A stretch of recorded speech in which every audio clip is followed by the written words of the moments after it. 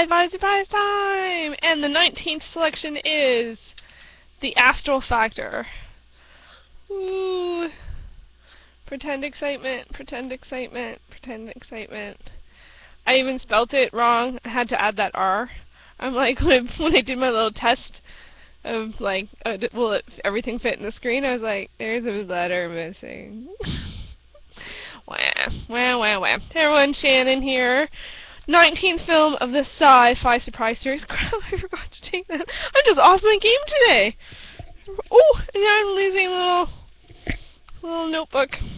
Yeah, okay, so Astral Factor, SciFi Surprize Series. Originally pulled from the hat last time. Astral Factor. I don't like it. I normally don't just say that. I usually can find something to like about it, but wow, I don't like this one. I don't like it. It's from 1976. Fan of that year, but you know, not this movie. One big thing, of course, I always check here is it a science fiction film? And I would have to say no. The determining factor of whether or not something is a science fiction film is whether or not how it explains what's going on in the film, how that's different from current reality is explained through science. And in this film, I'd have to actually say, to be honest, I don't actually remember them explaining it. Although the little tip sheet in here says that it was through research. I don't remember that. I don't remember that. Might be there, but I don't remember it. And I would file this under paranormal or supernatural. That being said, would it appeal to science fiction fans? Yeah. Is it a theme that's used in science fiction stories? Yeah. It's just the explanation, in my opinion, is paranormal, which is unexplainable, versus, or not unexplainable, but unquantifiable. You can't test it. I mean, you can't test it. I can't remember. I gotta get this straight because it's like, anyway. So, I would say it's paranormal as opposed to, which doesn't mean it's not possible. It's just that it's less tangible, not science fiction. So, there's that. So, to be honest, in my opinion, this movie is a gritty 70s crime movie, crime thriller. But what's different about it is that, you know, the main character has this sort of paranormal skill. So, and he's a criminal. So, it's very disturbing. I actually had a hard time watching it. There's a lot of, like, he's crazy, and he, you know, is a killer, you know, and there's a lot of women in peril throughout the film, and that doesn't do it for me. And it never will. So I had a hard time watching this one. I just wasn't really engaged.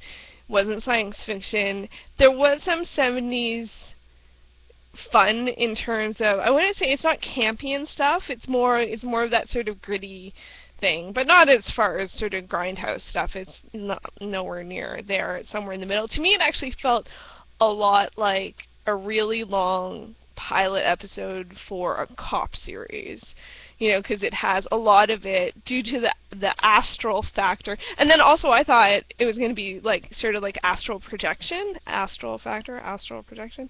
Not quite. And it's actually something that's come up in one of the other films. I'm trying to remember what it is. Because I'm like, I don't want to spoil what it is in case someone wants to watch it. It's very clear pretty early on. But actually it's not consistent. His abilities change. Like, so that's weird. And some of the effects are hilarious. That part was fun in terms of it. You sort of like stop. Like motion, kind of like, it looks like live action animation for some of the effects, which is pretty funny, and some feels a lot like sort of cutouts, which is kind of funny in like a it's not supposed to be funny, but it is funny, campy way. And then some of the cop stuff, there's like sort of, you know, rivalry between, you know, people and not wanting to work together, but the sort of desperate situation means they have to work together, and oh, life is rough and stuff like that. So there's sort of like that kind of stuff to it that was kind of interesting. But overall, the story, it was very disturbing. It was a lot like, it reminded me, in terms of the story, a lot of Psycho. So, but in a gritty 70s cop way because of the effect, the Astral Factor. The protagonist is not really in the film that much. So you follow the detective guy, who is actually quite good. Or the cop, I can't even remember if he was a detective or a lieutenant or just like a cop or what. I don't know. I don't know. I was not, I'm usually, you know, especially with something I'm gonna like do a vlog about, I took notes, but they're mostly like, wow, this isn't really great, or wow, this doesn't make sense, or wow, the quality of the film wasn't that great either. You'd have like sort of normal looking whatever, and then like total filter change, or like the it was like the print was very dirty, so it felt like it was from many different sources or something like that, because it just sort of felt different, and that has that sort of grindhouse feel. But I don't think it's intentional, and it didn't feel like there was anything really cut out or whatever, which would have made sense for a film like this. I thought it would have gotten a little, you know, more intense for some of the scenes, but it didn't. Anyway, I just was like, it's not science fiction. I didn't really like it. The quality was weird. You know, all the little things I could like about it did not outweigh the fact that I didn't like the theme of the story. So let's just put it to bed. Astral Factor, goodbye. Didn't even like it enough to make a new card for not spelling it right. So let's find out what the 20th film will be. Maybe the 20s will be better.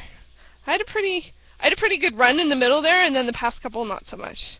Alright, let's see what film 20 will be. Uh-oh. This one, that's it. That's it. That's the right one.